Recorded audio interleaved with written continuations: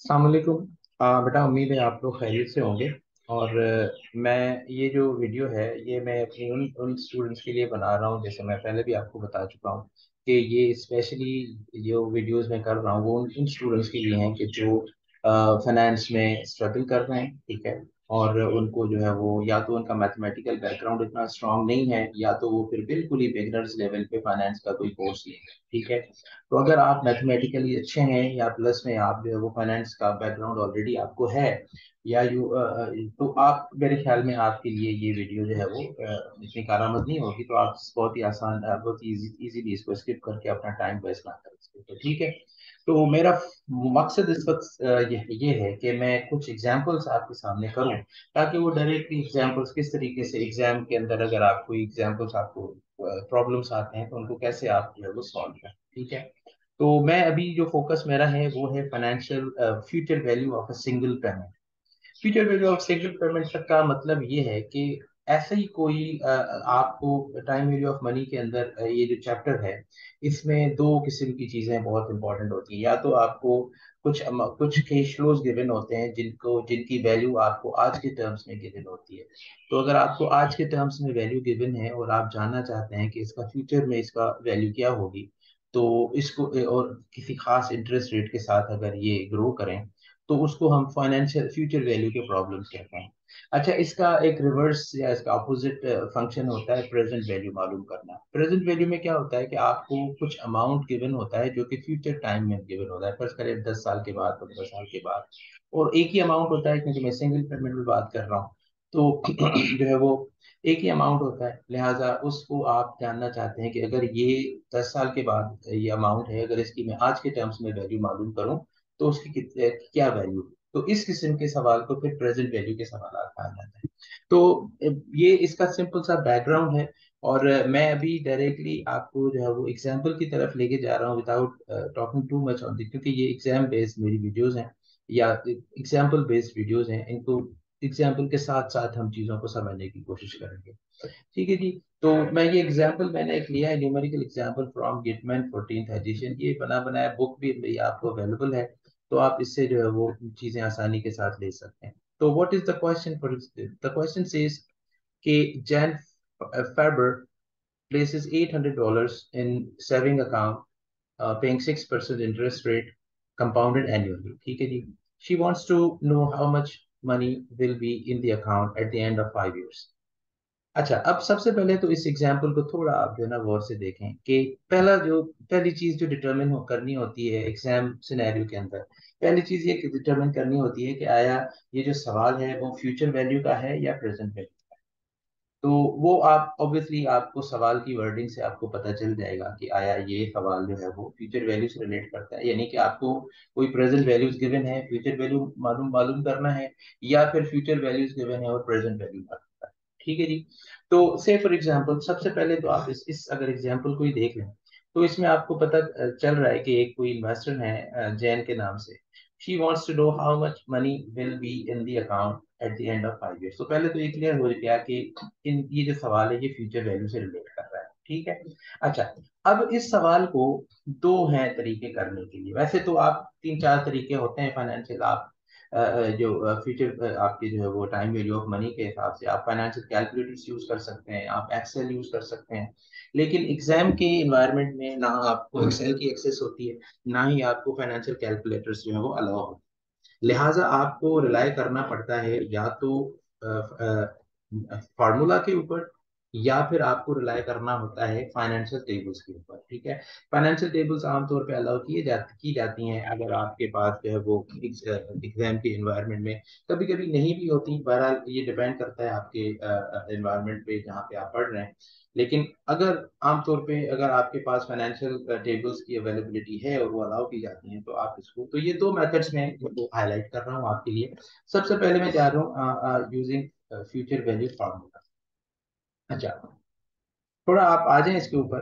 तो future value formula जब आप इस्तेमाल करते हैं, देखें बहुत ही आसान सी एक चीज है कि आप ज़ाहिर है अगर आपको एक अमाउंट है जो कि एक खास रेट से बढ़ रहा है, इंक्रीज हो रहा है, या उसके अंदर एक ग्रोथ आ रही है, तो उसके लिए हम एक फार्मूला अप्लाई करते हैं जिसको हम कहते हैं फ्यूचर वैल्यू फार्मूला, ठीक है जी।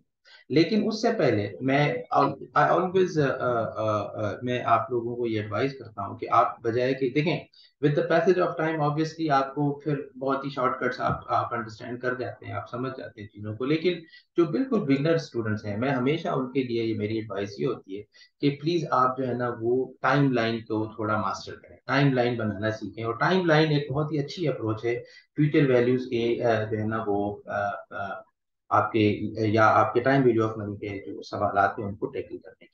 अच्छा, एक एडवांस लेवल इवन अगर आप बहुत ही कम्प्लेक्स किस्म के क्वेश्चंस कर रहे हैं जिसमें बहुत सारे कैश फ्लोज इन्वॉल्व हैं, फिर आपको देखना पड़ता है, तो वहां पे भी टाइम वैल्यू ऑफ मनी का बहुत इस्तेमाल होता है। तो आप ये ना समझें कि time value of money, sorry, time line जो है ये सिर्फ कोई एडवांस बिगनर्स लेवल के लिए, ये एडवांस लेवल पे भी जब आपके पास कम्प्लेक्स किस्म के कैश फ्लोज होते हैं तो वहां पे ये क्रिएट की जाती है ताकि समझ सकें कि हमें बेसिकली चीजों को कैसे वर्कआउट करना है।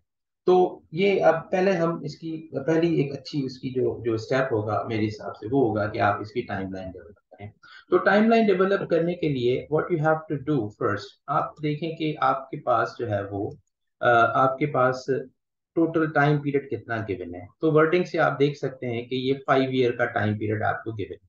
ठीक है, तो जब आपके पास 5 ईयर है तो आप बिल्कुल आसानी के साथ ये आपने टाइम वैल्यू, सॉरी, ये टाइम लाइन जो है 5 साल की आप डेवलप कर लें। इससे आपके लिए चीज़ों को विजुअली भी आप एनालाइज कर सकते हैं और आप आसानी के साथ चीज़ों को समझ सकते हैं। ठीक है जी, तो 5 ईयर की आपको ये जो है वो एक मिल गई टाइम लाइन। अच्छा, अब नेक्स्ट इंपॉर्टेंट चीज़ क्या है कि आप देखें कि आपका अमाउंट कितना है।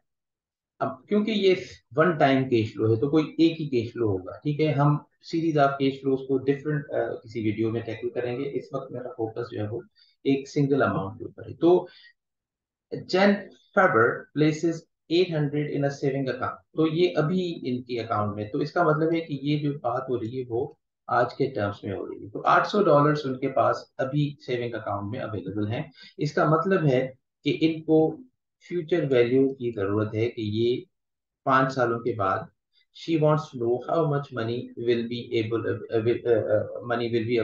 in the account at the end of 5 years। तो ये 5 सालों के बाद, तो ये आपका टिपिकली एक जो है ना वो ऐसा सवाल है जिसमें प्रेजेंट वैल्यू आपको गिवन है। ठीक है, और इससे आपको जो है वो कैलकुलेट करना है फ्यूचर।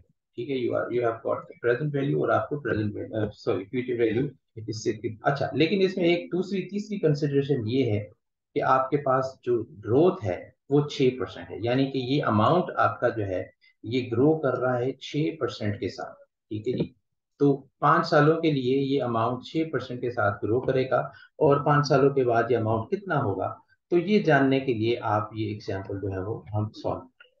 तो बहुत ही एक सिंपल सी टाइम लाइन बन गई, आपके पास 5 साल हैं, 800 आज के टर्म्स में अवेलेबल हैं, 6% इंटरेस्ट आपको मिल रहा है, आप जानना चाहते हैं कि 5 साल के बाद इसकी वैल्यू कितनी है।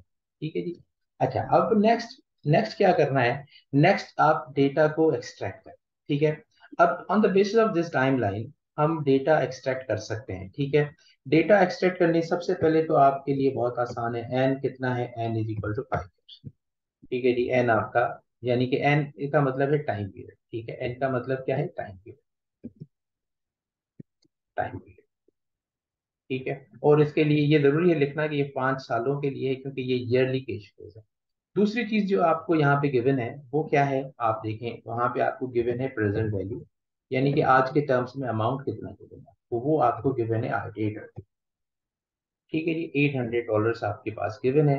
तीसरी चीज आपको गिवन है रेट, इंटरेस्ट रेट। ठीक है, तो इंटरेस्ट रेट आपको जो है आपको ऑलरेडी गिवन है जो कि तकरीबन जो है वो आपका यहाँ पे 6% है। देख सकते हैं कि 6% इंटरेस्ट रेट आपको यहाँ पे गिवन है। अब आपका आपकी आपको आपको करना क्या है, what you have to determine is the future value. तो ये सवाल टिपिकली फ्यूचर वैल्यू का सवाल है, ये चीजें आपको जो है वो उसमें डिटरमिन करनी है। I think it's very simple now. अच्छा, अब मैथमेटिकली जब हम इसको करेंगे तो आप ये समझें कि हमें पहले तो देखना पड़ेगा कि इक्वेशन आपको you need a formula, you need equation जिसके थ्रू आप इसको जो है वो सॉल्व कर सकें। तो जो फ्यूचर वैल्यू का फार्मूला है वो जरा गौर से देख लें, ये आपका फ्यूचर वैल्यू का फार्मूला है। जो कि आपकी बुक में भी अवेलेबल है, वैसे आप इसको ड्राइव भी कर सकते हैं। लेकिन this is, look at this formula first. अब इसमें आप देखें, इसमें सारे वही वेरिएबल्स हैं जो कि अभी अभी हमने एक्सट्रैक्ट किए हैं। आपके पास फ्यूचर वैल्यू है, यानी कि आप जानना चाहते हैं कि फ्यूचर वैल्यू कितने टाइम पीरियड के बाद आपको जो है वो आपका टाइम पीरियड कितना होगा। F P A subscript N show कर रहा है कि कितने सालों के बाद आप फ्यूचर वैल्यू देंगे। This is your present value, जो कि आपका आज का अमाउंट है, ठीक है। और उसको आप मल्टीप्लाई करते हैं फैक्टर के साथ, 1 + r, इसके ऊपर पावर है n, ठीक है। ये सारे आपके यहाँ पे एग्जाम्पल ये डिस्क्राइब हैं। तो what is F V N is a future value of at the end of period N. PV stands for initial principal amount. It's also known as present value. R is annual interest rate, ठीक है। तो ये आपका annual interest rate है। N is the number of period, आमतौर पे ये सालों में होता है, लेकिन ये मंथ्स और जो है वो क्वार्टर्स में भी हो सकता है, लिहाजा इसको आप जरा गौर से। इस वक्त हमारा फोकस जो है वो ईयरली बेसिस पे है, तो हम इसको स्ट्रेट ईयरली लें, ठीक है जी। अब नेक्स्ट क्या है, what is the next procedure? वो बहुत ही आसान है। जब आपके पास फार्मूला है, तो इस फार्मूले में आप जो है वो जाके सिंपली जो है वो सब्स्टिट्यूट कर दें वैल्यूज को। तो from the data extraction we just determine कि आपके पास जो future value, sorry present value है, वो है 800। और उसके बाद आपके पास जो जो अमाउंट रेट ऑफ इंटरेस्ट है, R R is equal to 6%। इसको अगर हम डेसिमल फ्रैक्शन में लिखें तो 0.06 के तौर पे लिखेंगे। तो ये आपका 6%, 0.06, ठीक है। ये 0.06 कैसे आता है? ये बेसिकली है 6%, 6/100, क्योंकि ये 6% है, लिहाजा अगर आप इसको डेसिमल में कन्वर्ट करेंगे तो ये हो जाएगा 0.06, ठीक है। तो ये आपका and then N is equal to 5, इसका मतलब है इसका पावर है 5, 5 ईयर्स के लिए। आप इसको वर्कआउट करें, आपके पास जो है वो यू हैव गॉट दी, आपके पास फाइनेंस, आपके पास कोई भी जो साइंटिफिक कैलकुलेटर है उसके उसमें ये फैसिलिटी गिवन होती है। आप इसको वर्कआउट करें, ये आपका हो जाएगा 800 मल्टीप्लाइड बाय 1.33823। इसको सॉल्व करें तो ये जवाब आ जाएगा 1070.58।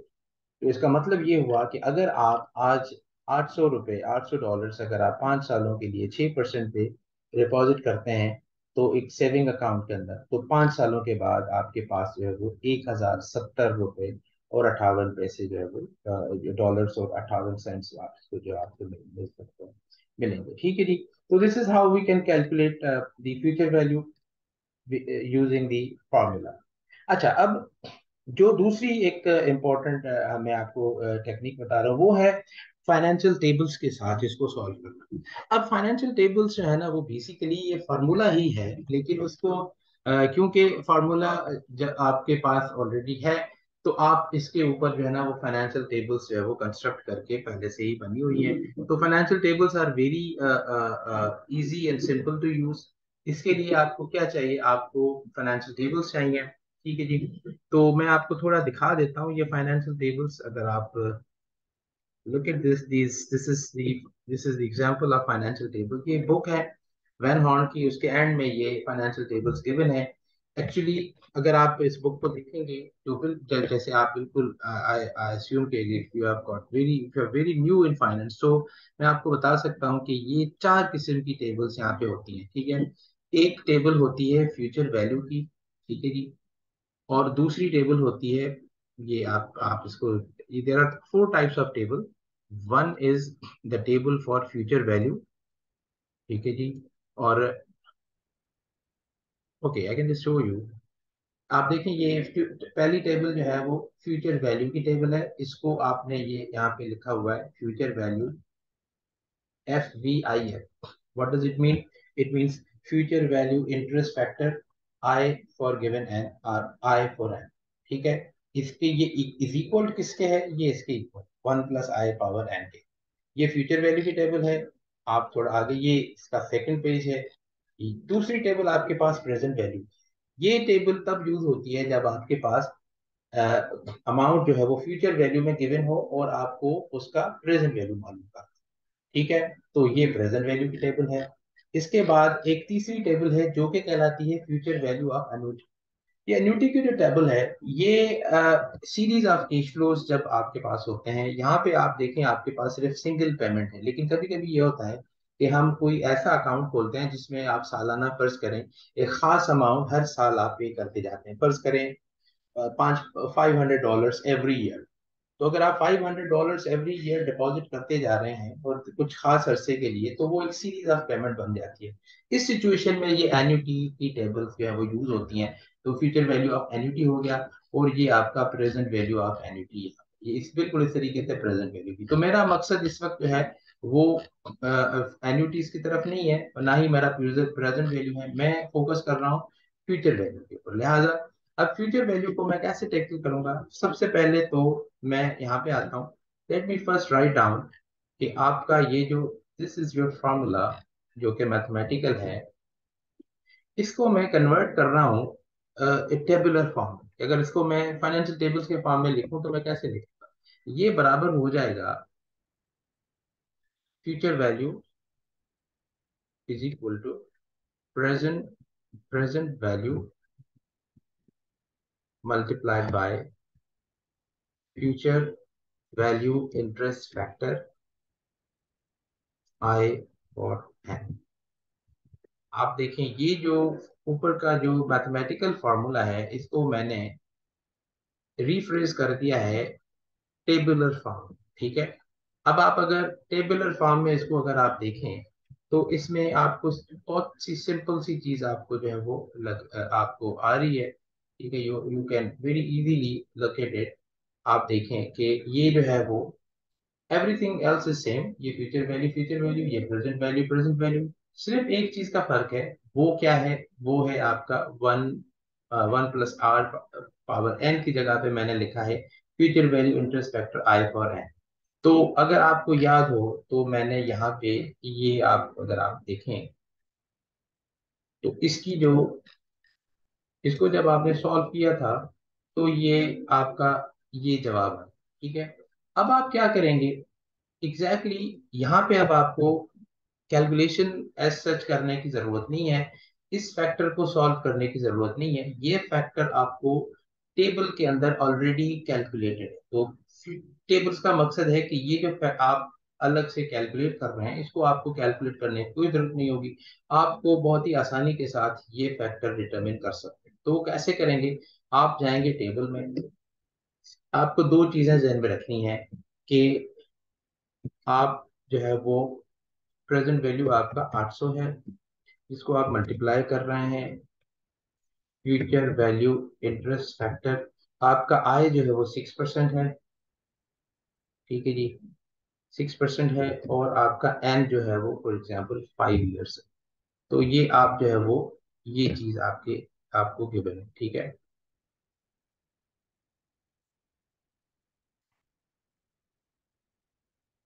आप इसको सब्सक्राइब कर सकते हैं। I think this one here and can simply, हाँ, इसको आप इसकी फॉन्ट साइज कम कर दें ताकि इसको, this is actually the case. अब आपको करना क्या होगा? You just have to go and to the table and find out 6% 5 years. आप आप आ जाए यहाँ पे, ये फ्यूचर वैल्यू इंटरेस्ट फैक्टर की टेबल है। इसके फर्स्ट पेज पे आप अगर जाएं तो आपको कुछ इस तरीके की वैल्यूज गिवन है। ये आपके पीरियड्स हैं, ये this is the number of years. और अगर आप देखें इसको तो ये 6% पे आप जो है वो यहाँ पे लिखा।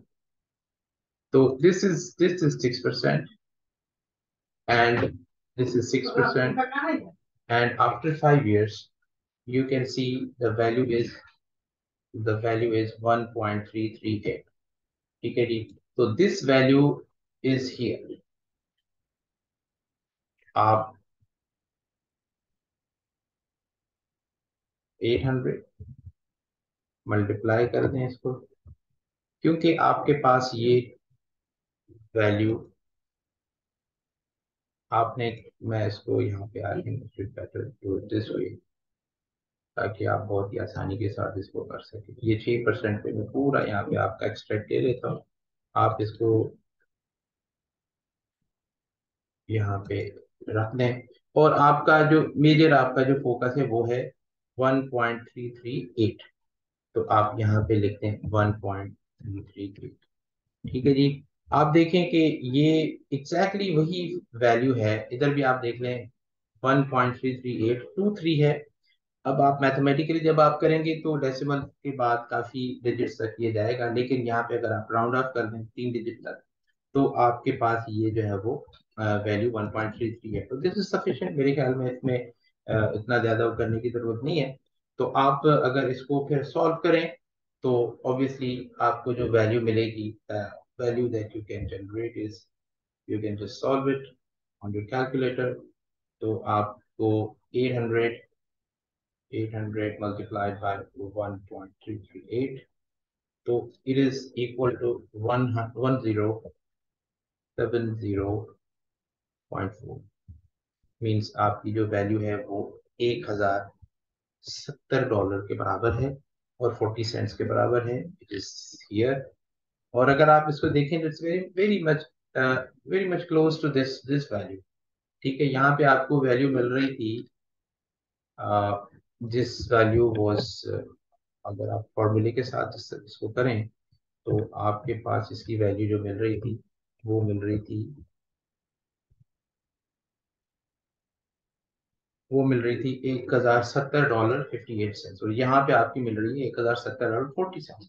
इतना ज्यादा फर्क नहीं है, और ये फर्क जो थोड़ा बहुत आ रहा है because of the rounding off this value is bit little bit बिगर, लिहाजा आपको, तो ये आपने बड़ी आसानी के साथ टेबल्स को यूज करके आपने ये जो है ना वो ये एग्जाम्पल सॉल्व कर दिया है। ठीक है, और इसमें तो आप देखें कोई इसमें ऐसी कोई मुश्किल बात नहीं है। आपको सिंपली सिस्टमेटिकली जाना है, और इसको टेबुलर फॉर्म में भी आप कर सकते हैं, आप इसको मैथमेटिकल फॉर्मेट के अंदर भी कर सकते हैं, यानी कि यूजिंग मैथमेटिकल फार्मूला। इसके लिए अच्छी बात ये होगी कि आप टाइम लाइंस को थोड़ा प्रैक्टिस करें, देखें टाइम लाइंस कैसे बनती हैं, और ये आगे जाके जब बहुत ही कॉम्प्लेक्स किस्म के सवाल आप करेंगे, कैपिटल बजटिंग से रिलेटेड, कैपिटल स्ट्रक्चर से रिलेटेड, या डिविडेंड पॉलिसी वगैरह से, तो वहां पे भी ये टाइम लाइन का इस्तेमाल जो है वो आपके लिए काफी चीजों को आसान कर देगा। I hope that's all. And अब मैं थोड़ा अगर आपके लिए एक एग्जाम्पल के तौर पे, let me give you this Gitman की ही बुक से मैं आपके लिए एक प्रैक्टिस एग्जाम्पल आपके लिए, I think I can get one practical, just one thing, just do it for the sake of your understanding. This one is example here. Okay, fine. um,